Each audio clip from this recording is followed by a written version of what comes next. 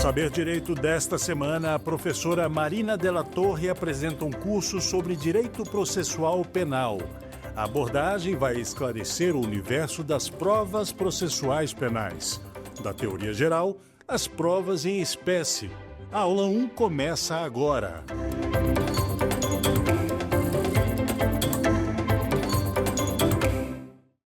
Bem-vindos ao programa Saber Direito da TV Justiça. Meu nome é professora Marina Della Torre, sou advogada criminalista, especialista e mestre em Direito Processual Penal pela PUC São Paulo, sou professora universitária de cursos de graduação e pós-graduação há mais de 20 anos.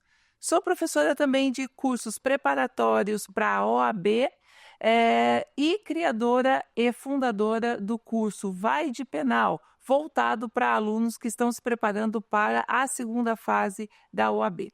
Aqui, durante essa semana, nós vamos nos preparar, vamos estudar, vamos ter aulas sobre direito processual penal, em especial sobre provas processuais penais. Na nossa primeira aula, nós vamos falar sobre a teoria geral da prova. Nessa primeira aula, nós vamos, na teoria geral da prova, falar sobre conceito de prova, vamos falar sobre características da prova, vamos falar sobre o ônus da prova. Na sequência, na nossa segunda aula, nós vamos falar também sobre a ilicitude, vamos fazer um exame da ilicitude da prova, vamos falar da prova ilegítima, da prova ilícita, vamos verificar se essa ilicitude, essa ilegitimidade tendem a ser tratada de uma mesma forma, significam a mesma coisa, ou se hoje a doutrina e a jurisprudência já tratam provas ilegítimas e provas ilícitas da mesma maneira. Na nossa terceira aula, nós vamos trabalhar com a cadeia de custódia. A cadeia de custódia significa dizer todo o procedimento, desde a colheita até o descarte da prova. É todo este cuidado de coletar, armazenar, transportar, avaliar e descartar a prova. Se eventualmente a quebra de uma das etapas dessa cadeia de custódia, que na verdade são 10 etapas da cadeia de custódia, se eventualmente a quebra, a não observância de uma das etapas dessa cadeia de custódia pode gerar a invalidade, pode gerar a ilegalidade desta prova. Na nossa quarta aula, nós entraremos nas provas em espécie. Então, eu dividi as provas em espécie em duas aulas. Nós vamos falar na quarta aula de algumas provas em espécie e na quinta aula de outras provas em espécie. Então, na nossa quarta aula, nós vamos falar da prova testemunhal e das características e todas as problemáticas envolvendo a prova testemunhal. Na sequência, nós vamos falar da busca e apreensão, toda a parte conceitual, as espécies de busca e apreensão domiciliar, busca e apreensão pessoal. Vamos falar do interrogatório, vamos falar também da modalidade de prova, a confissão, né, da espécie de prova da confissão. Na nossa última aula, na quinta aula, também tratando ainda das espécies de prova, nós vamos falar do reconhecimento de coisas e pessoas, em especial do reconhecimento fotográfico, que é a polêmica da vez aí, a grande dificuldade que nós temos hoje, que já foi até objeto aí de julgamento perante o STF, dessa questão envolvendo aí o reconhecimento fotográfico. Na sequência, vamos trabalhar as provas periciais e as diversas espécies de perícia e, por último, mas não menos importante, vamos falar do exame de corpo de delito e toda a problemática envolvendo aí a indispensabilidade do exame de corpo de delito e a possibilidade ou impossibilidade do seu suprimento, da sua substituição por outro meio de prova, caso a prova, a infração deixe vestígio. Bom, vamos começar então com a nossa aula 1, Teoria Geral das Provas. E nessa aula 1, eu gostaria de propor uma reflexão inicial para vocês. Sobre teoria geral da prova, eu queria saber de vocês: o processo é um meio ou é um fim? Nós utilizamos o processo penal como um meio de produção de provas ou um fim? Usamos a finalidade, o processo tem essa finalidade de produzir a prova. Óbvio que toda essa reflexão que eu estou propondo aqui para vocês, a gente vai respondendo aqui ao longo das nossas aulas. Outra reflexão: o fim justifica os meios? Será que em busca de uma condenação é possível passar por cima de todas as regras processuais? Existe uma instrumentalização e uma deturpação de perspectivas processuais em prol de eventual condenação? E, por fim, qual é o centro da gravidade do lastro probatório no processo? A quem pertence a prova? A quem elas se destinam? Então, ao longo desta nossa aula, nós vamos respondendo a essas reflexões que eu propus aqui inicialmente para vocês. Obviamente que eu não vou parar aqui as nossas aulas para respondê-las, mas conforme eu for fazendo aqui a exposição, elas vão sendo respondidas pelas reflexões e pelos argumentos que eu for trazendo aqui para vocês. O que é importante num primeiro momento, quando nós tratamos de teoria da prova? O que é importante a gente trabalhar aqui? É importante a gente trabalhar sobre o conceito de prova. Eu trouxe 2 conceitos aqui para vocês, conceitos de 2 doutrinadores, que eu respeito muito, 2 doutrinadores que eu sigo, né, que eu sou leitora assídua, em que eu trago sempre nas minhas aulas, em que eu utilizo como fundamento nos meus argumentos, nas minhas teses de defesa. E o primeiro doutrinador que eu trouxe aqui, o conceito por ele defendido de prova, é o Guilherme de Souza Nutti, que traz para a gente que o termo prova pode ser entendido de forma objetiva como o ato ou o método de demonstrar a verdade sobre um determinado fato. Já de maneira subjetiva, refere-se ao resultado da ação de provar. Então, ou seja, prova é o quê? É o ato ou o método de demonstrar a verdade sobre um determinado fato. Então, é o ato, né, que está sendo praticado ou o método utilizado para se demonstrar determinado fato. Exatamente o que eu vou fazer para demonstrar se aquele fato que ocorreu é verdadeiro ou não. De maneira subjetiva, né, ou seja, de maneira interna, refere-se ao resultado da ação de provar, ou seja, ele tem como consequência, eu vou demonstrar um ato, vou demonstrar um fato, e este fato que eu demonstrei vai ter como resultado, como consequência, um resultado, né? Vai trazer como consequência se aquele ato é verdadeiro ou não. Então, neste conceito aqui trazido pelo Nutti, ele já mostra para a gente que dentro do conceito de prova, a prova não é só o ato de provar, não é só o método de provar, mas no próprio conceito, a prova é o produto dela que se extrai, né? É o produto que se extrai e que ela traz como resultado. É o que se obtém através dessa prova? A verdade sobre o fato ou a inverdade sobre o fato. No mesmo sentido, um outro autor que eu costumo destacar bastante é o Aury Lopes Júnior, que ensina que a prova é um instrumento para reconstruir um fato histórico juridicamente relevante, permitindo a atividade recognoscitiva do juiz. Isso significa que a prova ajuda na formação do convencimento do juiz, que será expressado em uma decisão fundamentada, evidenciando assim a função persuasiva da prova. Na verdade, o que é a prova?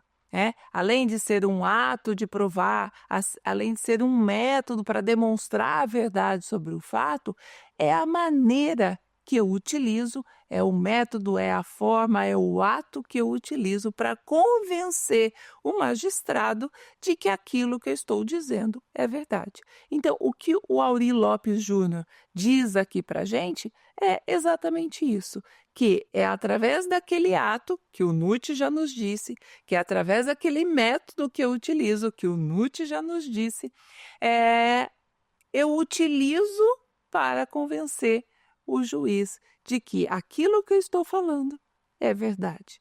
É que eu utilizo para convencer o magistrado de que os meus argumentos, de que as minhas teses são verdadeiras, né? Então, e aí com isso, o produto, o resultado dos meus métodos, dos meus atos é o convencimento do magistrado. Então, com isso eu produzo aí uma função persuasiva, né, de convencimento do magistrado. A prova acaba tendo essa sua função persuasiva de convencimento do magistrado. Então, com isso, a gente teve aí este conceito, inicialmente, este conceito de prova trazido por dois grandes doutrinadores.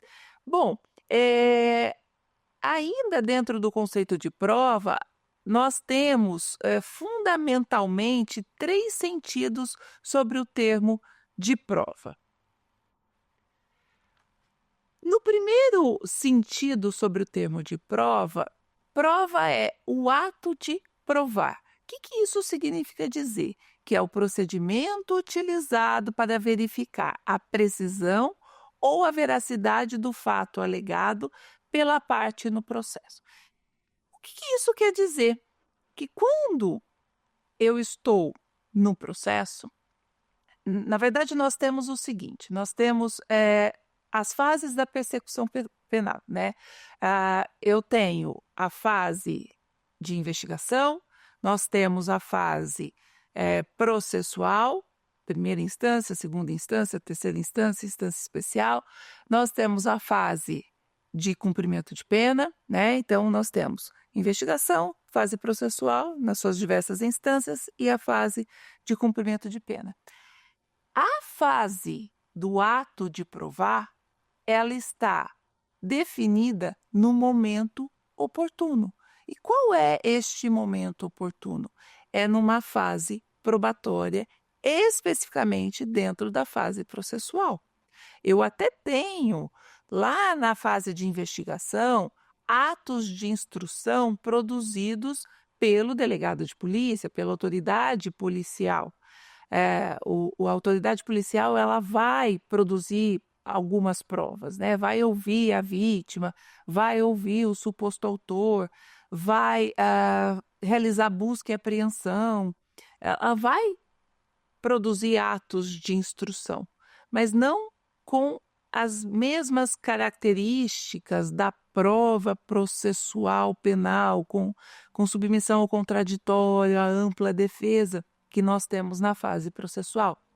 Então, dentro da teoria geral da prova, este ato de provar, quando a gente fala que é um procedimento utilizado para verificar a precisão ou a veracidade do fato alegado pela parte no processo, significa dizer que ele vai acontecer dentro de um momento processual oportuno, dentro de uma etapa da fase processual.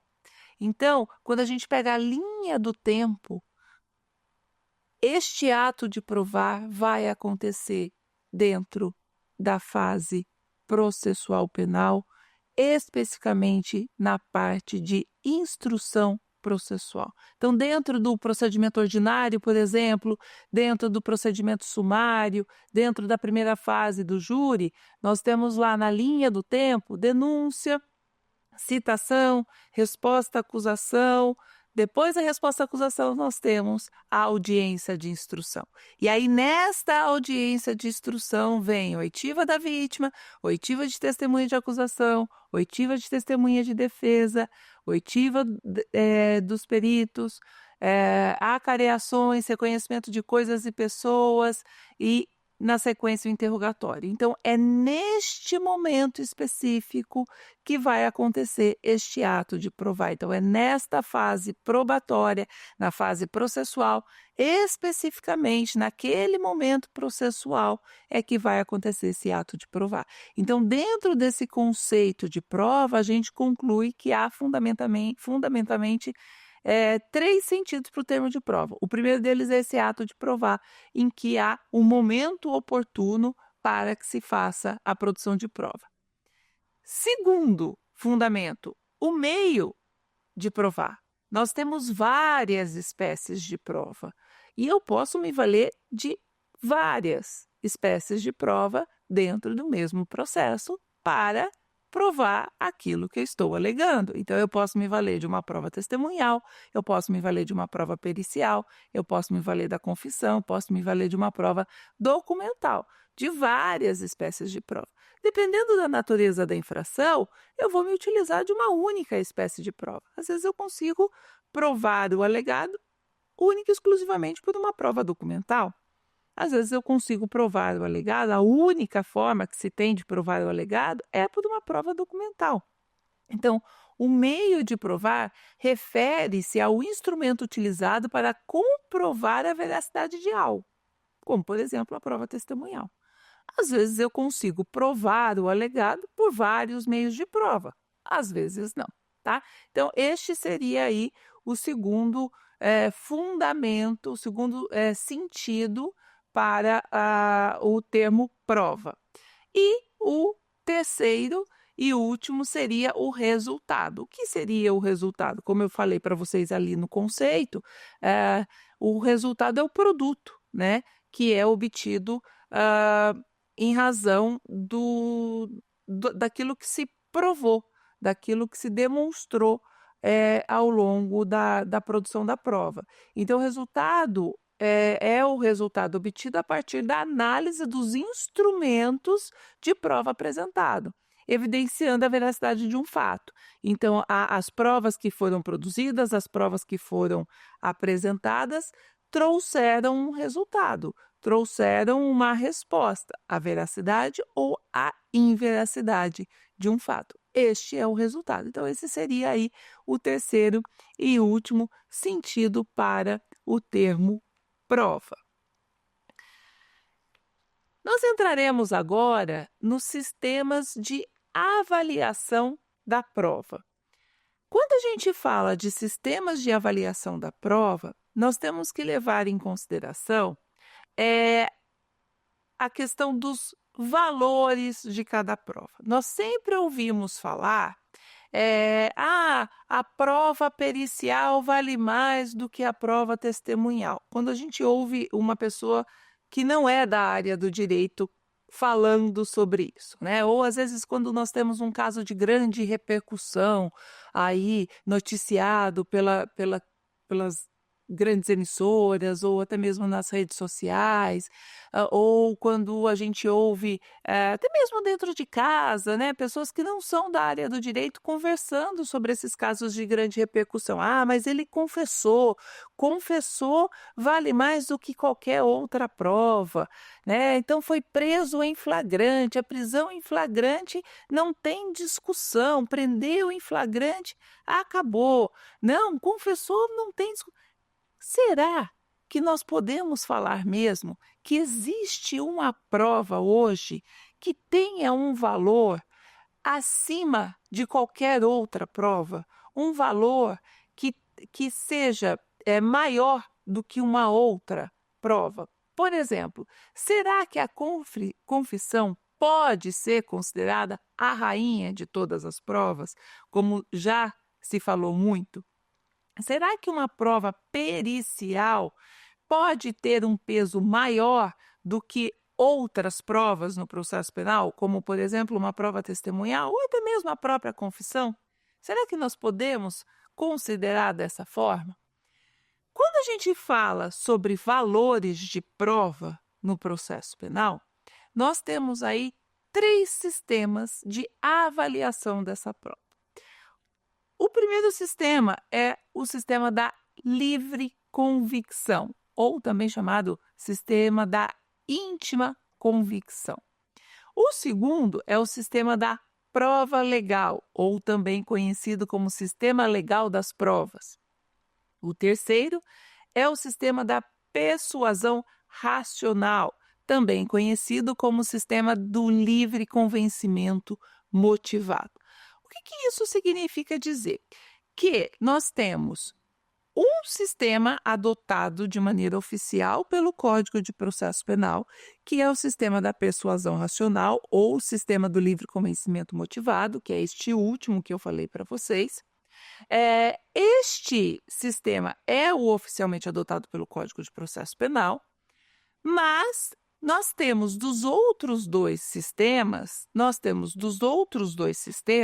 alguns traços dentro do Código de Processo Penal. Isso significa dizer que os outros dois sistemas, o sistema da livre convicção e o sistema da prova legal, não foram adotados de maneira oficial pelo Código de Processo Penal. Mas nós temos em alguns pontos do Código de Processo Penal a adoção destes sistemas também. Significa dizer que em alguns momentos do Código de Processo Penal, esses sistemas terão aí as suas características evidenciadas, ou em determinados procedimentos, procedimento do júri, por exemplo, eles vão aparecer. Bom, vamos explicar aí como é que funcionam, portanto, estes sistemas. O primeiro deles, que eu comentei com vocês, o sistema da livre convicção. O que é o sistema da livre convicção? Esse sistema da livre convicção, ele não obriga o julgador a motivar a sua decisão. Veja o nome, livre convicção. O julgador é livre para formar a sua decisão. Quem é o julgador? O juiz. Então, portanto, o juiz é livre para decidir. Ele é livre para decidir e ele não precisa fundamentar a sua decisão. Então, ele é livre para decidir sem ter que dizer por que ele chegou àquela decisão. Nós sabemos, né, pelas noções básicas que nós temos de direito constitucional, e aqui eu estou falando básicos porque eu presumo que nesta nossa aula nós temos alunos tanto de direito de primeiros a 10º semestre, temos advogados assistindo essa aula e temos pessoas que não são da área do direito também. Então, portanto, presumo que temos pessoas com níveis mais avançados e níveis mais básicos de direito constitucional. Então, estou falando de uma maneira generalizada. Então, ainda quem tenha um nível mínimo de direito constitucional, sabemos que toda vez que um julgador vai decidir sobre algo, ele precisa justificar, ele precisa fundamentar por que ele chegou àquela decisão. Então, não faz sentido nós termos este sistema da livre convicção adotado pelo Código de Processo Penal, porque o julgador é livre para formar a sua convicção, ok, ele é livre, mas sem justificar não faz sentido. Mas acontece que o Código de Processo Penal, num determinado ponto, adotou este sistema e foi no procedimento do júri. Significa dizer que toda vez que os jurados forem decidir, quando eu estou no julgamento, no procedimento do júri, no julgamento em plenário, em que os jurados vão se reunir para votarem se absolvem ou condenam um réu, no momento de votar, de depositar os respectivos votos ali na urna, os jurados vão depositar se absolvem ou não o réu, eles vão decidir pelo sim ou pelo não, e é exatamente isso que eles vão fazer, depositar o voto sim ou não na urna e basta. Eles não vão precisar justificar o porquê do sim e nem o porquê do não. Então, de uma certa forma, o Código de Processo Penal adotou este sistema da livre convicção quando se trata de procedimento do júri, em especial no que se refere aos jurados no momento em que eles vão votar a sua decisão, né? Então, não se refere especificamente ao juiz, e sim aos jurados. Então, o julgador, ele é livre para formar a sua convicção, não precisando fundamentar. Não foi adotado oficialmente para o magistrado, mas sim para os jurados, que são juízes leigos. O segundo sistema de avaliação da prova é o sistema da prova legal. Eu sempre costumo dizer que seria este sistema uma pré-definição, a criação de uma tabelinha já prefixada, dizendo quais os valores para cada espécie de prova. Então, por exemplo, prova testemunhal, 10, prova pericial, 50, confissão, 100. E aí, ao final, o juiz somasse os pontos referentes a cada uma dessas provas e se atingisse, por exemplo, atingiu mais que 200, absolve. Até 200 absolve, mais que 250 condena, mais que 300 a pena é superior a 8 anos. Então, ou seja, conforme os pontos que fossem atingidos de acordo com a somatória dos valores atribuídos a cada uma das espécies de prova, nós teríamos um resultado para aquele processo. Não existe isso no processo penal.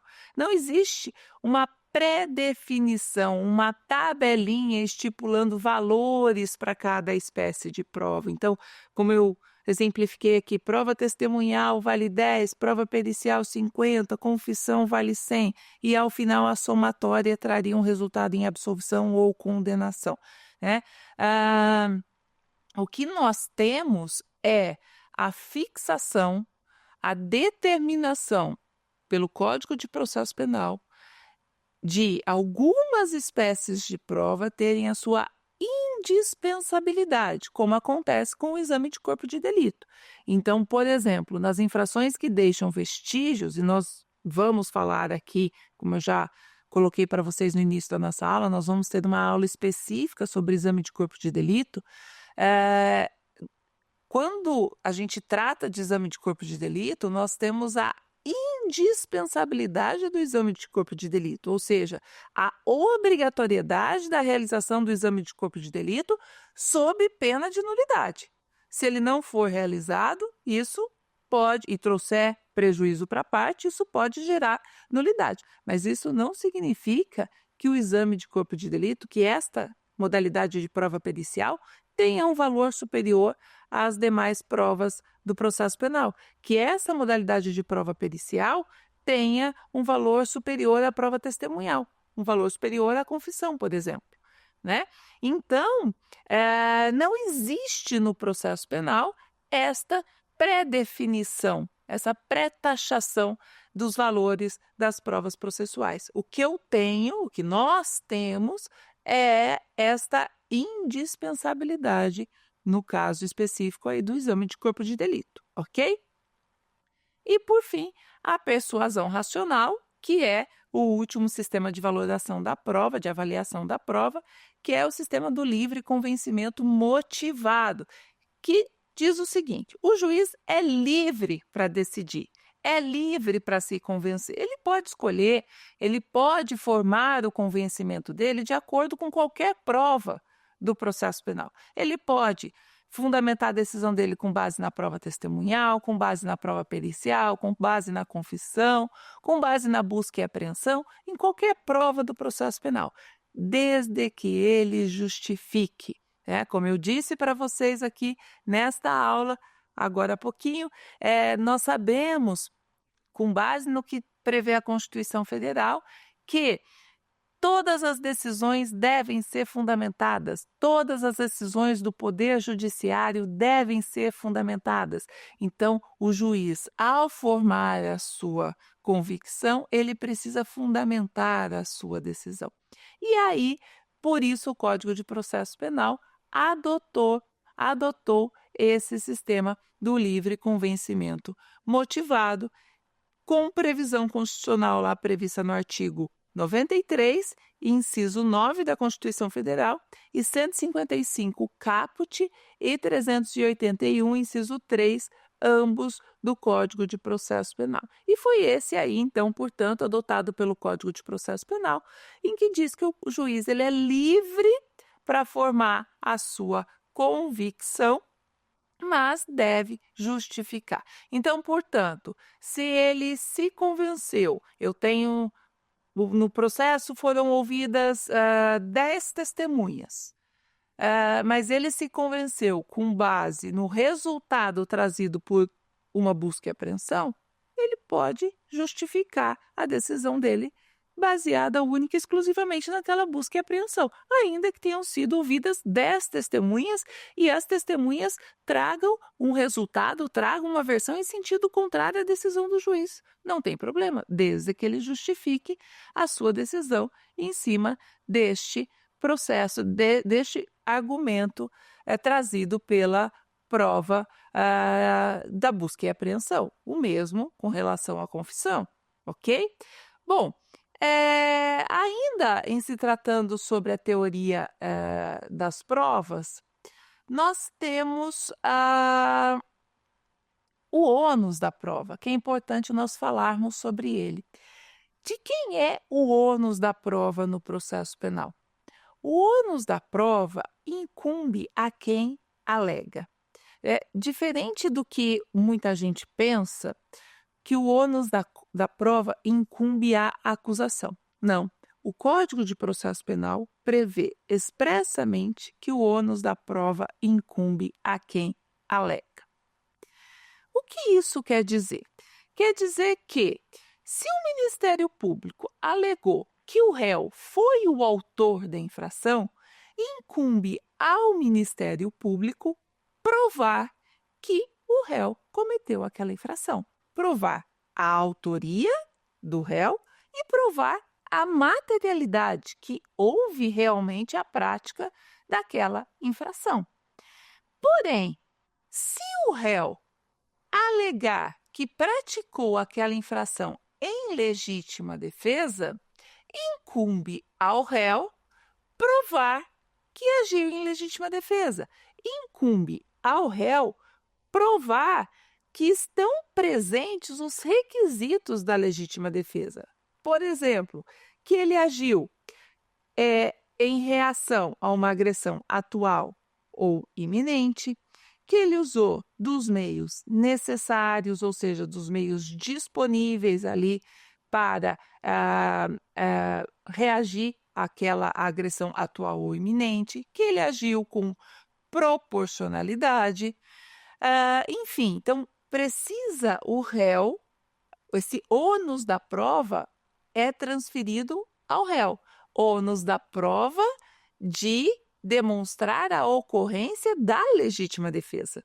Por quê? Porque ele alegou que agiu em legítima defesa. Então, o Ministério Público alegou a ocorrência da conduta criminosa e alegou que a autoria é daquele réu. O ônus da prova, portanto, da autoria e da materialidade, incumbe a quem alegou, ao Ministério Público. Porém, o réu, ao se defender, trouxe uma tese, alegou uma tese de legítima defesa. Então, o ônus da prova da legítima defesa agora foi transferido ao réu.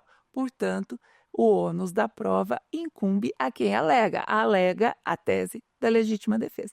Portanto, diferente do que muita gente pensa, no processo penal, o ônus da prova, que quer dizer encargo, incumbência e não fardo, diferente do que muitos pensam, que ônus quer dizer fardo, e não é um fardo, é um encargo, uma incumbência, incumbe a quem alega. Se a acusação se propôs a provar algo que ela alegou e não conseguiu, ela vai arcar com as consequências dessa sua inércia. Se eventualmente a defesa se propôs a provar algo que ela alegou e não conseguiu, ela vai arcar com as consequências da sua inércia também, tá? Então, o ônus da prova seria esse, de quem alega, e é assim que determina expressamente o Código de Processo Penal. Bom, ainda trabalhando sobre teoria geral da prova, é importante a gente falar sobre os sistemas processuais penais, porque nós tivemos algumas alterações com relação à entrada em vigor do pacote anticrime, em que passou a prever de maneira expressa a adoção pelo Código de Processo Penal do sistema acusatório, lá no seu artigo 3º-A. O que isso significa dizer? Durante muito tempo, discutiu-se qual foi o sistema processual adotado pelo Código de Processo Penal. Durante muito tempo, discutiu-se se o Código de Processo Penal adotou o sistema acusatório misto, adotou-se o sistema processual misto ou acusatório. Então, tanto a doutrina quanto a jurisprudência divergiam nesse ponto. Uns defendiam que o sistema adotado pelo Código de Processo Penal era o misto, porque ele trazia traços do inquisitivo e traços do acusatório. E outros defendiam que o Código de Processo Penal teria adotado o sistema acusatório. Com a entrada em vigor do pacote anticrime, nós encerramos essa discussão. Encerramos de maneira expressa, porque o Código de Processo Penal trouxe expressamente lá no seu artigo 3º-A que o sistema processual adotado pelo Código de Processo Penal foi o sistema acusatório. Porém, em que pese essa previsão expressa, nós não deixamos de ter alguns traços do sistema misto ou do sistema inquisitivo dentro do Código de Processo Penal. Mas antes de eu demonstrar estes traços dos outros sistemas, é importante a gente falar destes sistemas, né? O que seria esse sistema inquisitivo? Esse sistema inquisitivo corresponde à ideia de um poder central absoluto, com a centralização de todos os aspectos do poder soberano. O que seria isso? Legislação, administração e jurisdição em uma única pessoa. Então, seria concentrar numa única pessoa a função de legislar, administrar e julgar. Seria ter essas três funções concentradas numa única pessoa e seria dar ao juiz o poder também, ao mesmo tempo, de iniciar o processo, ao mesmo tempo o poder de julgar o processo. Então, nós não teríamos o que nós temos hoje nesse sistema inquisitivo, a distinção das funções do poder de julgar, das funções de acusar e a função de se defender. Então, no caso hoje, nós temos o juiz presidindo o processo, o autor acusando, né, e o réu se defendendo, aquela relação triangular em que o juiz preside e ele é a figura imparcial no processo, aquela relação piramidal, que ele preside e figura de maneira imparcial no processo, enquanto a acusação e o réu estão no mesmo nível, né, na paridade de armas, com as mesmas garantias ali para as duas partes. Esse seria o sistema inquisitivo. Nós temos traços desse sistema ainda no Código de Processo Penal, no artigo 156 e no artigo 209, por exemplo, em que permite que o juiz indique testemunhas, né, em que ele ouça testemunhas melhor dizendo, em que ele ouça testemunhas para esclarecer ali pontos que ele acha importante dentro do processo penal, ou que ele determine a realização de provas que ele entenda importante ali para o esclarecimento do fato. Ou seja, então, que ele mesmo tome providências independente de requerimento das partes. Então, são traços aí desse sistema inquisitivo em que o juiz tome iniciativa independente de requerimento das partes. Então, ele acaba atuando,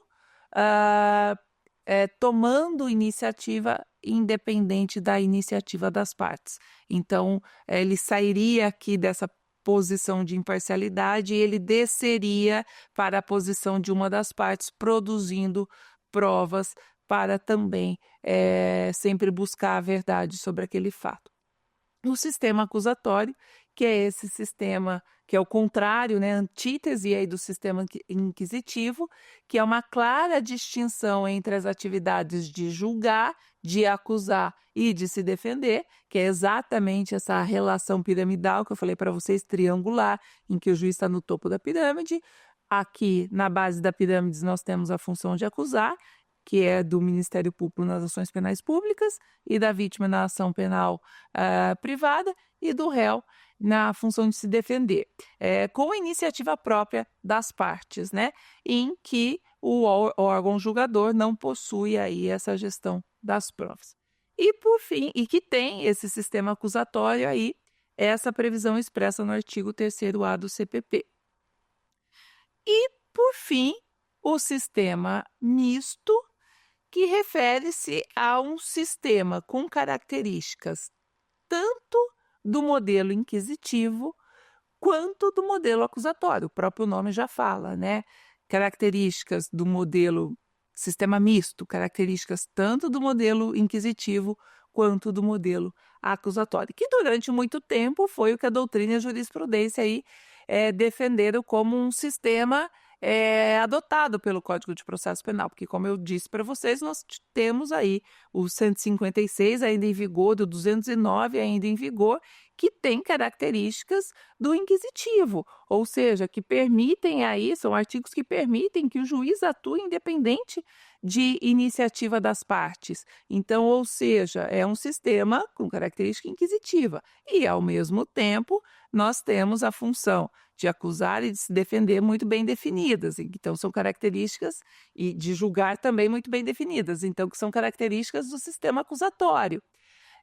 Então, com isso, tendo características do sistema inquisitivo e tendo características do sistema acusatório, durante muito tempo, até a entrada em vigor do pacote anticrime, criou-se essa discussão de que o que estava em vigor no Código de Processo Penal era o sistema inquisitivo. E aí, esse sistema inquisitivo refere-se, portanto, com características tanto do modelo inquisitivo quanto do modelo acusatório, podendo haver aí a predominância tanto de um quanto de outro modelo, dependendo da etapa do processo. Obviamente que se a gente estivesse na fase de inquérito policial, haveria aí uma predominância de traços do modelo inquisitivo. Se nós estivéssemos na fase processual, haveria uma predominância aí do modelo acusatório. Isso quando a gente está falando do sistema misto.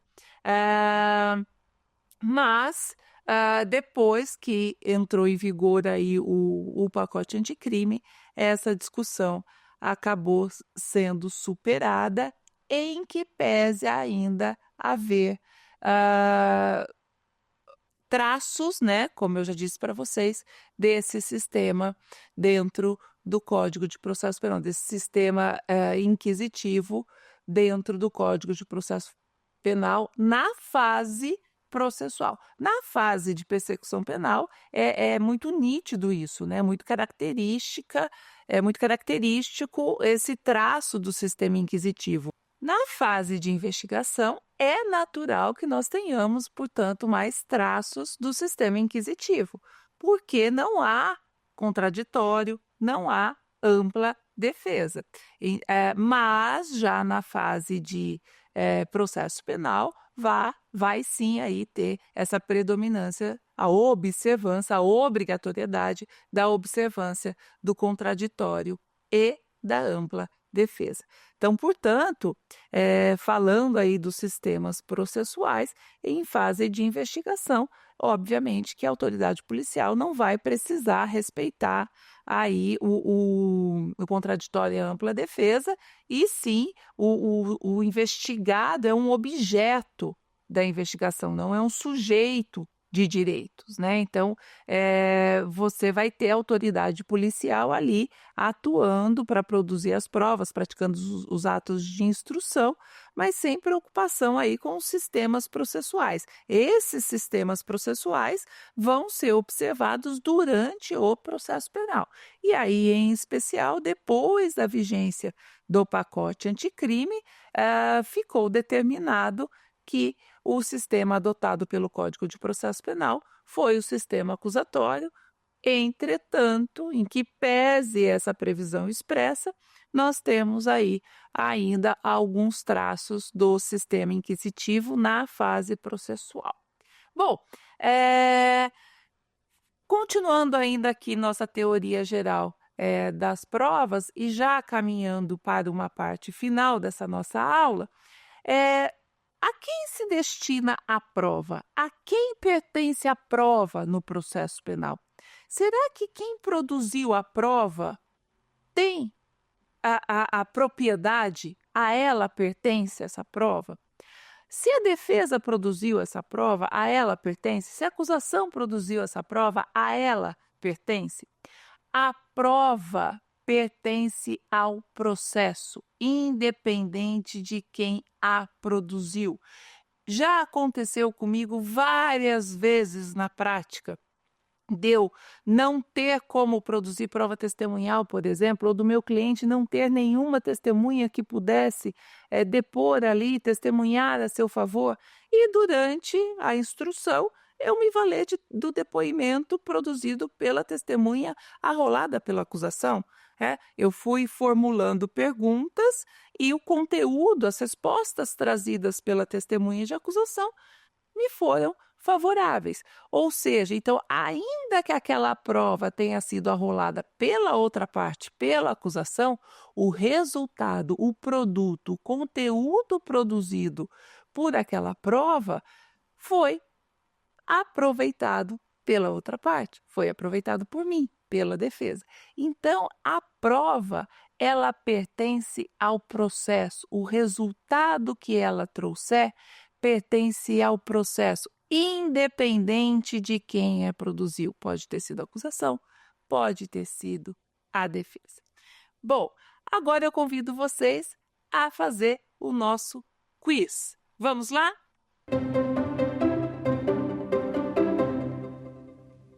No processo penal, o sistema de valoração da prova adotado pelo ordenamento jurídico brasileiro é: alternativa A, tarifado, em que a lei atribui um valor pré-determinado a cada meio de prova; B, de íntima convicção, permitindo que o juiz decida sem a necessidade de justificar sua decisão; alternativa C, de prova legal, que limita a apreciação do juiz ao estrito cumprimento de requisitos formais das provas; alternativa D, de persuasão racional, em que o juiz decide com base em sua convicção fundamentada nas provas dos autos.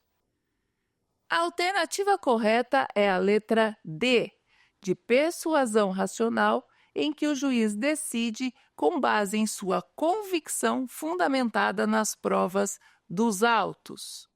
Nós comentamos durante a nossa aula que não existe no processo penal uma tabelinha determinando, prefixando o valor das provas no processo penal.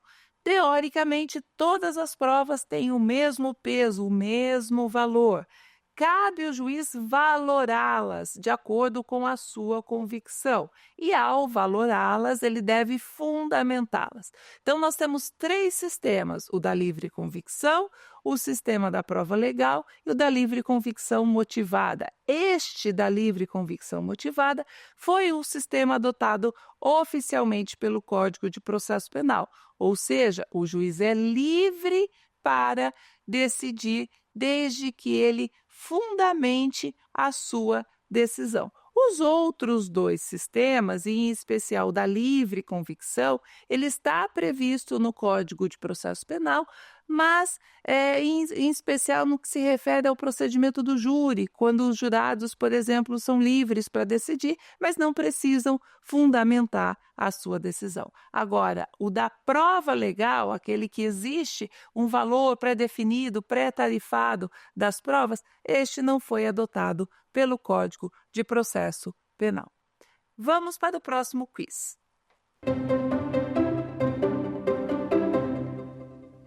Sobre o ônus da prova no processo penal brasileiro, é correto afirmar que, alternativa A, o ônus da prova cabe exclusivamente ao Ministério Público, independentemente do tipo de alegação. Alternativa B, a defesa tem o ônus de provar a inocência do réu, salvo em casos de crime inafiançável.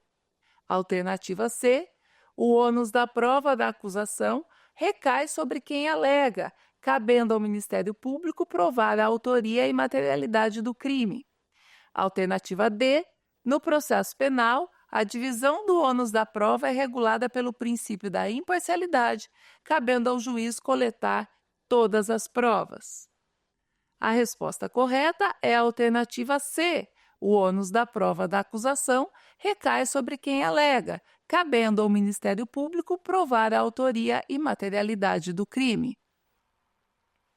Conforme comentamos na nossa aula, a alternativa correta diz que o ônus da prova incumbe a quem alega. Previsão essa expressamente trazida pelo Código de Processo Penal. Ou seja, se o Ministério Público, se a acusação se propôs a provar a autoria e a materialidade, o ônus da prova incumbe a ela. Por sua vez, se a defesa trouxe uma tese, se propôs a alegar uma tese de legítima defesa, por exemplo, o ônus da prova incumbe a ela.